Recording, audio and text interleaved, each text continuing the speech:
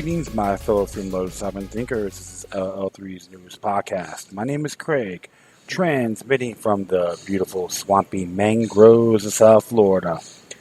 And today's date, Sunday, July 23rd, 2017.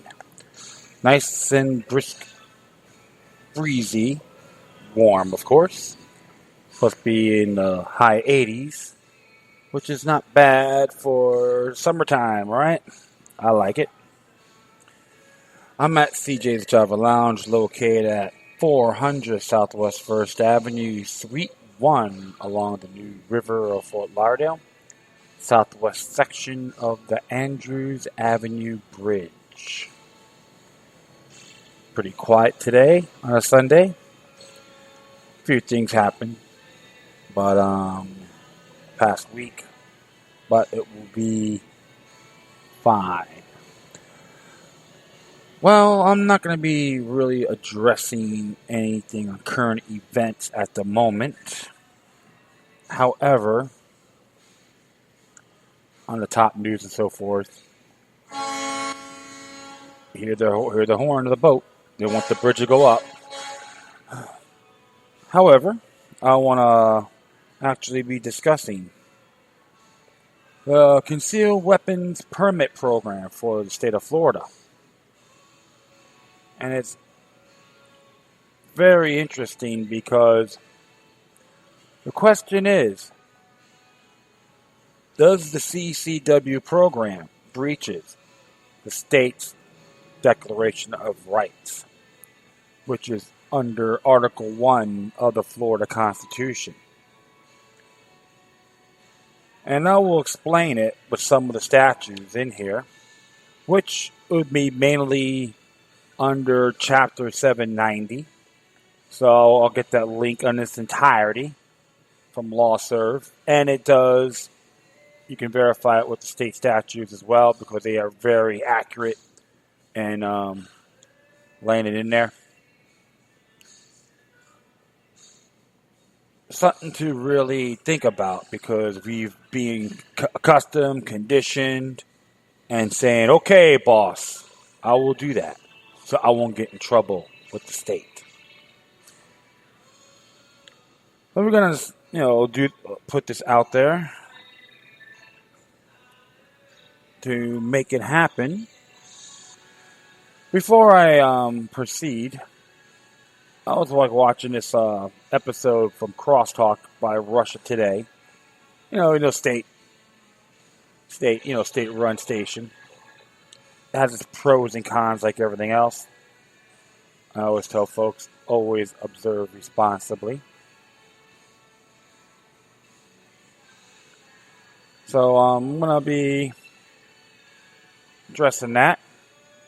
Not address that, but it was very interesting. It was based on the USS Liberty, and a few of the gentlemen are in there, talked about it, and of course, a few things, heated moments. But one thing I always tell folks about that, because I've learned a basic rundown without any full detail when I was like 13, 14 years old. I used to research through the Fortune magazine, just go through it. I remember there used to be a booklet on that, on the USS Liberty, about how the Israeli attacked a U.S. intelligence ship. So we've kept it in the back file, then I've taken the initiative on looking into it later on. And now more details are coming in, even the ones that, like, people called out, shills, so forth, even Alex Jones brought it up. And it has a lot of merit, how there's criminal elements, I would like to say, of the Israeli government and the United States. Lyndon Baines Johnson, which I still consider to be for backstabber, were involved. And of course, even the fighter pilots, Israeli fighter pilots, were like saying, hey, it's an American ship. So some of them were threatened to be court-martialed, and others have, Israeli pilots later on have talked about it. So, even though it may be critical on a country, it's mainly there are criminal elements in the government like everywhere else around the world. Well, it's a very interesting, discussion, and I recommend everyone start looking at some of the documentaries. It's out there. Just look up U.S. Liberty. Just some books on it, but always observe responsibly. The ones that get is the people that actually survived it.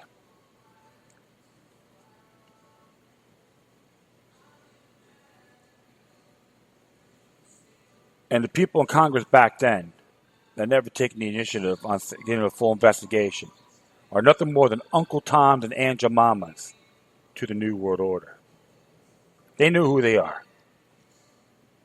Some of them died. Oh well.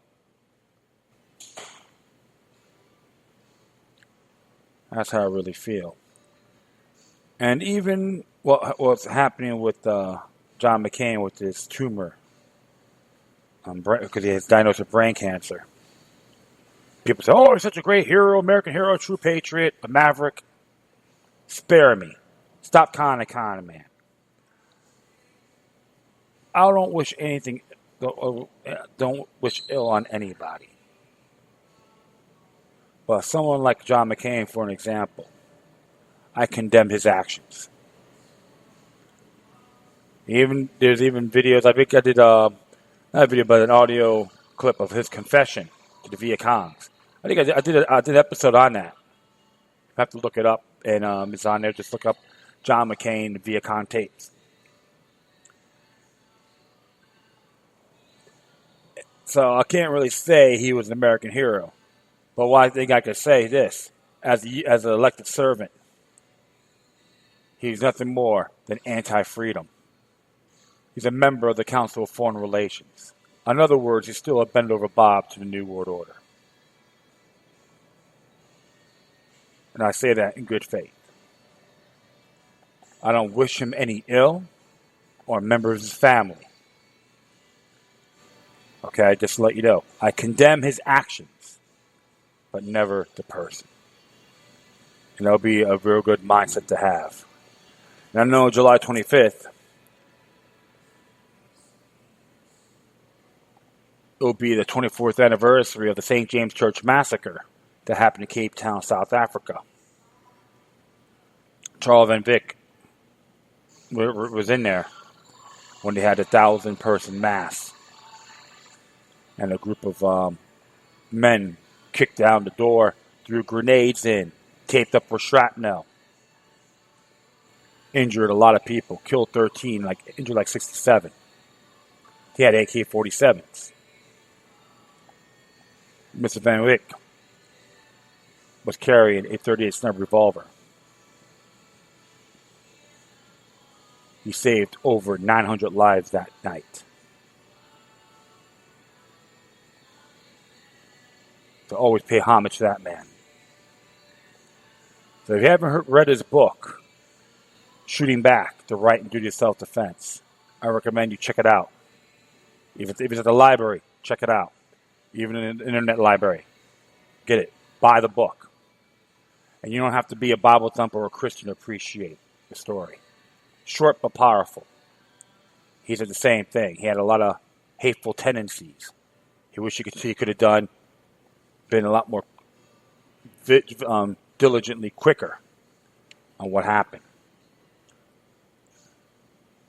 And he made his decisions on facing one of those assailants and told it like it is in his own spiritual way. And this is why I have to give that man credit, because he had a lot of hatred for these individuals. Then he realized a period of time he had to reconfigure his faith,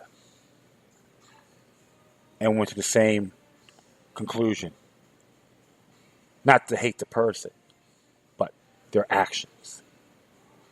Yeah, we have those emotions, my friend, don't get me wrong. Even myself.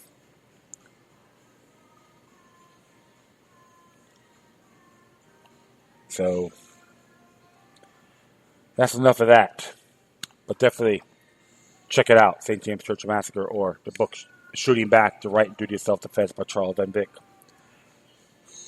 which is CharlesWynvyk. Hopefully I corrected that. I mean, hopefully I'm not mistaken, but not just search engine, St. James Church Massacre. And here's the one thing for sure. There was even claimed, according to him, those assailants were connected to the African National Congress. So, it's always to observe. All right, enough of that. So I'll be discussing about the concealed weapons permit, or the CCW program in the state of Florida. So I'll be hitting here once again on the law server, and I like what talks about 790. Nothing definite. Now I'll omit the definitions, but I will hit this here. Unlicensing carrying of concealed weapons. This is Florida Statute 790-01.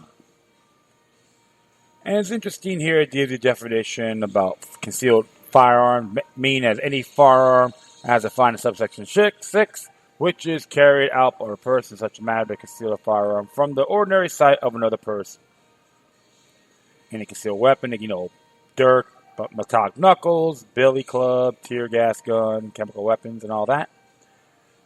And we'll just hit right down here. A crime carrying a penalty of more than 1 year in prison. So technically, it could be considered a felony offense if you carry without a permit. All right? And, of course, a misdemeanor, usually a paid offense, a less serious crime than a felony, punishable by less than a year of confinement.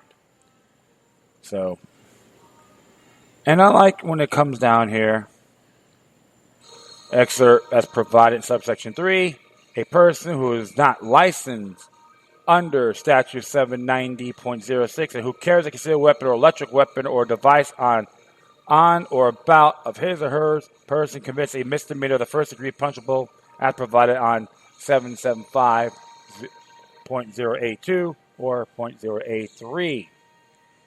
And it says here on excerpt from the subsection of the same statute, all right, which is the same thing, not licensed under 790.06, and who carries a concealed firearm or about his or her person commits a felony of a third degree punishable provided in 775.082, 083, and 084, subsection 3, which is chapter 775.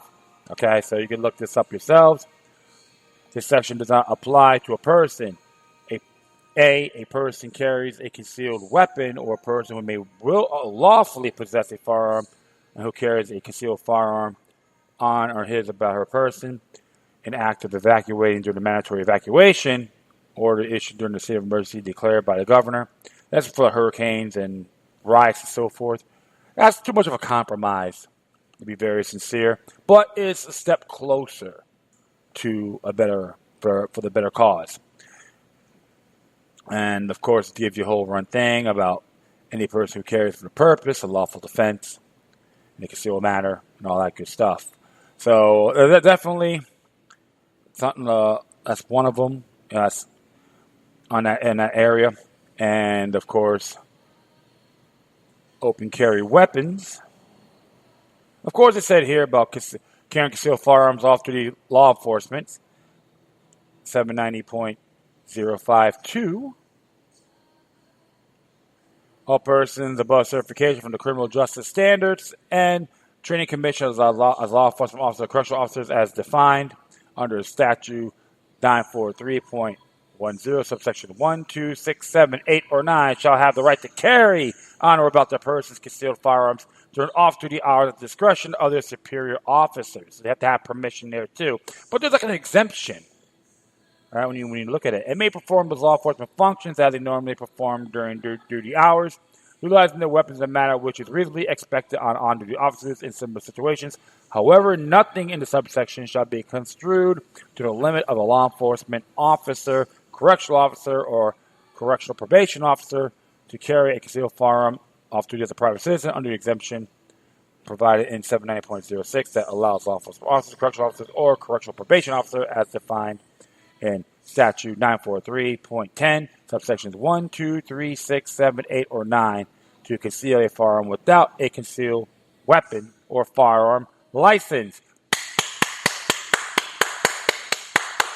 Hooray for my majesties of my governmental delegates, more superior than the people, private citizens. All right, so of course I can carry on here. The appointed or employee agency, department of an officer carrying a firearm, concealed firearm as a private citizen under 790 shall not be liable for the use of the firearm in such capacity. Now herein limited authority of appointing an employee agency or department from establishing policies limiting law enforcement officers or correctional officers from carrying concealed firearm and off 2 yards in their capacity as appointee of the employee of the agency or department. So we can just go on with that. So something to really look at. And here, it's a lot of areas here you really check out. But I'm going to hit this one site as well, which is U.S. Handgun Law. Handgunlaw.us, right? I mean, is that it? Let's just find out. I think sometimes I get a little bit, handgunlaw.us on the Florida. It's a PDF format, so I'm definitely going to add it to my footnotes. And this is interesting here when it talks about licenses and all that. And so I'll give you a little more detail. And, of course, we could apply. I like what it says here, of how to apply. And H is a HB 523. Approved tax collector can accept your application. And we'll fingerprint you. So why should you be fingerprinted if you want to carry a firearm on you? Okay? And it talks about here, Florida, this has made it more convenient for applicants. Oh, how nice. The Florida Department of Agriculture and Consumer Services publishes their new how to apply wording on their website. I will add it there. You can view the list of tax offices and with addresses. So there's a link for that as well. And of course, the fast track process allows you to complete. That's number one. Submit your application in person at one of 8 regional offices located throughout Florida. Simply call the office nearest you to schedule an appointment. At the time of your appointment, you will be directed to a computer station where you will complete electronic version of the application form. Staff will preview your application, scan your fingerprints, take your photograph, and process your payment. 2, alternatively, you can submit your application via mail, download a concealed weapon or firearm license application. You must also contact your local law enforcement agency to submit fingerprints electronically. So you can be incriminated on your right to bear arms. So can they say, oh, well, it's regulated under Article 1, Section 8? Nah, it's not a privilege, but a natural-born right. I will explain that. I'll give you all the rundown, okay, about 790. Read and study Chapter 790, the statutes, which is good to know. I'm not going to argue with that. There's some good things about it, pros and cons like everything else. And, of course, the fingerprints information page and all that good stuff. So I'm going to definitely add this to the chart. And it says, there's a question. How can a license mean you have the right to carry? Right? Something to really look at. So we'll just explain that here. What is a license? You know what a license is? According to the Law Dictionary, featuring Black's Law's Dictionary, 2nd edition. What is license?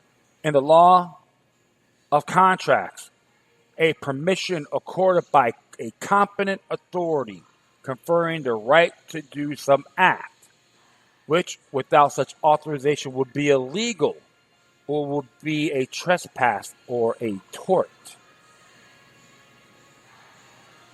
That's what a license is. You have to have, it has to be with permission. So when people tell you, you have the right to carry, but you need a concealed weapons permit or license, it could be considered a privilege, not a right. So, I know it may not be a long segment, episode, but why not? So we're going to check out this here on Article 1, Section 2. We're going to go under Declaration of Rights. I know many of you have heard it before, but first-timers, it's good to know. All persons, female and male alike, are equal before the law and have inalienable rights, among which are the right to enjoy and defend life and liberty, to pursue happiness, to be rewarded for industry, and to acquire, possess, and protect property, except that the ownership, inheritance, disposition, and possession of real property by aliens ineligible for citizenship may be regulated or prohibited by law. No person shall be deprived of any right because of race, religion, national origin, or physical disability. So, how does a concealed weapons permit supersede your basic right? Then we're going to hit Section 8, subsection A.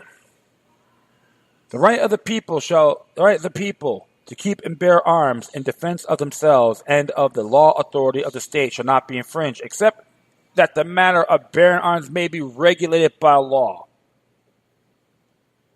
Do you see? Are you listening? I consider this double speak. Something like Mitt Romney do flip-flop. Or Governor Rick Scott. And a few other politicians, of course. Shall not be infringed, except in the matter of bearing arms may be regulated by law. Of course, the waiting period and all that's in here too, which is, I boldly voted against it. I was like 19 years old. I still voted no on a 3-day waiting period, because I know for a fact it was a monumental deception. Oh, we're going to stop all the gun shootings. Yeah, you had the drug war. You should have ended the drug war. I remember Dodge City. It's all a lot of it was drug related. But punish the person owning buying firearms, right? That's the lazy person's way. And it's interesting here about the fingerprints. Due process, no person shall be deprived of life, liberty, or property without due process of law, or be twice put in jeopardy for the same offense, or be compelled in any criminal matter to be a witness against oneself. And even with this permit program, does it violate Section 10 of the same article? Prohibited laws. No bill of attainder ex post facto law or law impairing the obligation of contract shall be passed. So what does that mean? Right? Let's just check this out here. Oh, they got messed up here. It should be the law dictionary, not the legal dictionary. Oh, yeah, that's it. Boop. What does post ex facto law means, right? You know what? I'm going to add that to the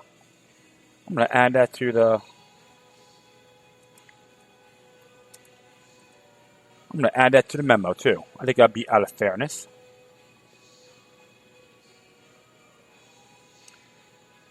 All right.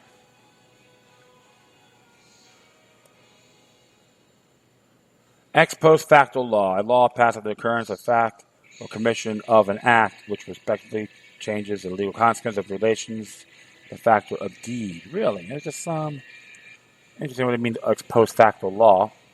That's considered a no-no law, of course, when you really look at these things.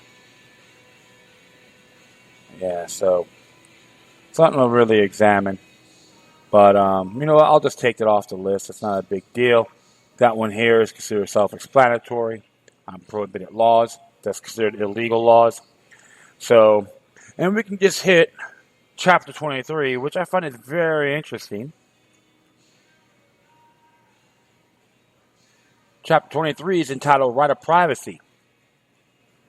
Every natural person has a right to be let alone and free from governmental intrusion into the person's private life except as otherwise provided herein. This section should not be construed to limit the public's right of access to public records and meetings as provided by laws. It's interesting because when you go to the statute here, it does flip-flop. It does little compromises on private records, okay, or records. And they cannot really release anyone that has a concealed weapons permit. And I've looked it up right around here. Yes, right here. It's 790.335. And it may sound good. The right of an individual to keep and bear arms, okay? It tells you all that on the in the Second Amendment. The right of an individual to keep and bear arms is guaranteed under both Second Amendment to the United States Constitution and Section 8, Article 1 of the State Constitution. And, of course, here, a list of record registry legally owned or firearms of law-abiding firearm owners is not a law enforcement tool and can become an instrument for profiling, harassing, abusing law-abiding citizens based on their choice to own a firearm. Exercise their Second Amendment right to keep bear arms as guaranteed under the Constitution. Further, a list record or registry has a potential to fall into the wrong hands and becoming a shopping list for thieves. That's Section 2. And this is number 3. A list record registry of legally owned firearms of law-abiding firearm owners is not a tool to fight terrorism, but rather is an instrument that can be used as a means to profile innocent citizens, to harass and abuse American citizens based solely on their choice to own firearms and exercise their Second Amendment right to keep and bear arms guaranteed under the United States Constitution. And there's a big list here on this section, but they have it. They said here it could be used, prohibition, registration of firearms, and electronic records. So it's considered a right to privacy, which is fine, but concealed weapon permit, it still be on file, okay, under the state, but it can't be released as well. So like right here, 792.51. All right, let me see. Protection under the keep of arms and motor vehicles. Like you can't carry a firearm in your glove compartment, loaded, strapped on, without a concealed weapons permit. But you got people out there. Oh, but you should get it so you don't get in trouble by the police. Shut up. I find that resentful and insulting, and I'm sorry. I really do. When people talk like some dork, like shut up. I lived in the state for 40 years. I'm not gonna have someone tell me how to live my life. So there's like a lot of things in here, which I'm not too keen with, and I'm just gonna do a little browsing. Of course, the permit and all that, and with the concealed weapons permit, you're not allowed to have it open in public, so have it supposed to be prohibited. So, but registration is good because you don't have to register your firearms. But when you file the whole the 4478, yeah, I consider registration, to be very sincere. So, okay, we're just gonna. Oh wait, public records exemption for concealed weapons, which is Statute 790.06. So technically, you're not allowed to get those certain records because it's considered right to privacy, but it's still, I consider it still jeopardizing in good faith. So you can look at. I'm going to leave those footnotes in there for sure. So speaking of right to privacy, it's interesting because, like it says here, the website called Without My Consent. And it says here, introduction to a Florida Constitution explicitly recognizes a right to individual privacy, likely a problem for a victim of a privacy violation. However, is that this law has been interpreted to protect a person only from invasion of privacy into their personal affairs by the state, e.g. in reference to government action rather than by other private parties. This law is mostly referenced in cases centered of alleged warrantless searches, which is probably not relevant to a WMC plaintiff. Florida's constitutional right of privacy has been interpreted as providing broader protections than the federal Constitution. And there's a lot of cases on here, too, pertaining to that. And, so that's why it was interesting, because with the whole issue, the reason why I'm bringing this up, because I remember the Abortion Amendment, 6 to be exact, it happened in the year 2012, and it does talk about the measures which can compromise the right to privacy. And it's going to be from under Ballotpedia, which they're a good site. They're very thorough in what they do here. And it's interesting because it says here on the summary of this ballot, the proposed amendment provides that public funds may not be expended for any abortion and for health benefits coverage that includes coverage of abortion. This abortion does not apply to an expenditure required by federal law in case in which a woman suffers from a physical disorder, physical injury, or physical illness that would place her in danger of death unless an abortion is performed, or in case of rape or incest. This proposed amendment provides that state constitution may not be interpreted to create broader rights to an abortion than those contained in the United States Constitution. With respect, this proposed amendment overrules court decisions, which conclude that the right of privacy under Article 1, Section 23 of the state constitution is broader scope than that of the United States Constitution. So it's interesting about this because when you look at the whole constitutional changes and the bill talks about, that was the original referendum on abortion rights, but they considered it can jeopardize the right to privacy. So it got ejected because, in my personal view, was the jeopardizing and compromising the right of privacy when it was voted on. And it doesn't matter if you're for or against this practice. Now, I'm not, personally, I'm not too crazy about an overall scale, and I say that respectfully. But the reason why a lot of people voted against it was, in my view, they don't want to compromise Article 1, Section 23. Okay? And there's a reason I bring this up, because if the folks ejected it because it will jeopardize the right to privacy, how come they're not doing the same thing for anyone that wants to carry a firearm? They have to get a permit. I see a lot of doublespeak in those areas. A lot of contradictions. Good amount of contradictions in here, for sure.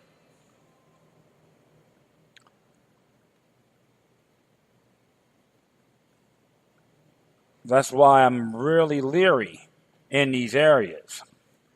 So, based on what I've examined, okay, in all good faith, I do have to agree that the concealed weapons permit, or the CCW program, does breach the state's Declaration of Rights. You can't have one way or the other. It's got to be across the board. There was a time when there's one lady, I think it's from Duval County, try to write a referendum stating that you have to get a anger management certification before purchasing ammunition. So instead of us talking about the Second Amendment, I used Article 1, Section 23, the right of privacy. And I told her and the rest of the members of those subcommittees, if the Abortion Amendment got rejected because of Article 1, Section 23, you got to treat this the same way. Discard it, recant it immediately.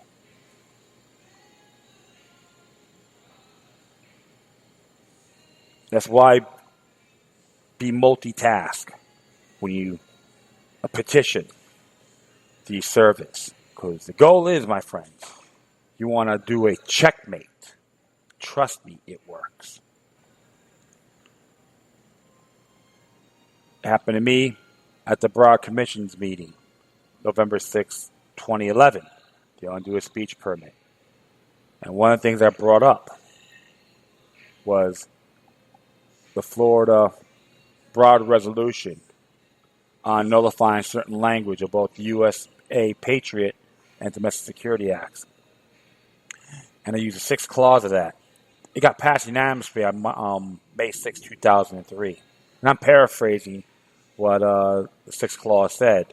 We, the Commissioner of Broward County, has an oath to protect and defend both U.S. and Florida Constitution for the citizens of Broward County on preserving their personal liberties, freedom of speech, right to peacefully to assemble, and equality on judicial due process. That was considered what I challenged was Agenda Item 38, the speech permit. Many people that were in there with the packed house, they they were surprised. Because everyone used the U.S. Constitution, Supreme Court cases, which is good. I went up there to use the Florida Constitution, Article 1, Section 2, Article 1, Section 4 or 5, the oath of office under Article 2, Section 5, the voters registration application, and the resolution. That was a checkmate. Even their own attorney gave them that look. Like, where the hell did you get this from? This, my friend, is public. This is why you have to be more detailed. Because I was disappointed when the NRA and the FloridaCarry, I'm not condemning them. It happens a lot. They use the Second Amendment and Article 1, Section 8. Everyone in here, including the citizens, teach the lawyers and so forth the basic rights and the right to privacy. And considered a de facto law. Article 9, Section 9. No, Section 9, no, Section 10, excuse me, Section 10. Okay, I have to correct myself there. So, this is why I boldly support constitutional carry, concealed or open, without any permits. Because I don't need permission to have the government tell me what to do and what to carry. If these certain properties don't want me in there with the firearm, I respect their wishes. And if it does happen, I still recommend everyone to learn what you're carrying, practice, and have a higher standard. You do it honorably, not criminal intent. The criminals out there are wave brandishing their guns to everybody. So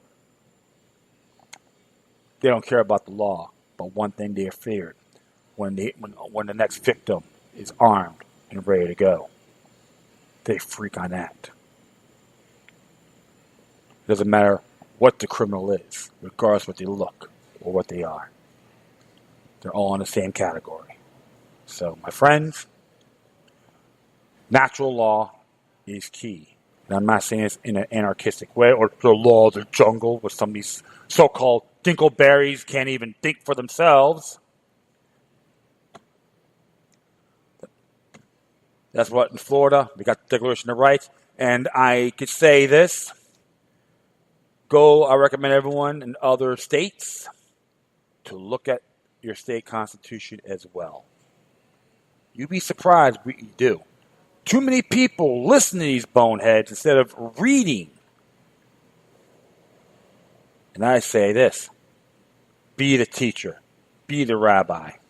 Be your own personal contemplator. Or other words, think for yourselves. And share this with love and in good faith. And that is it.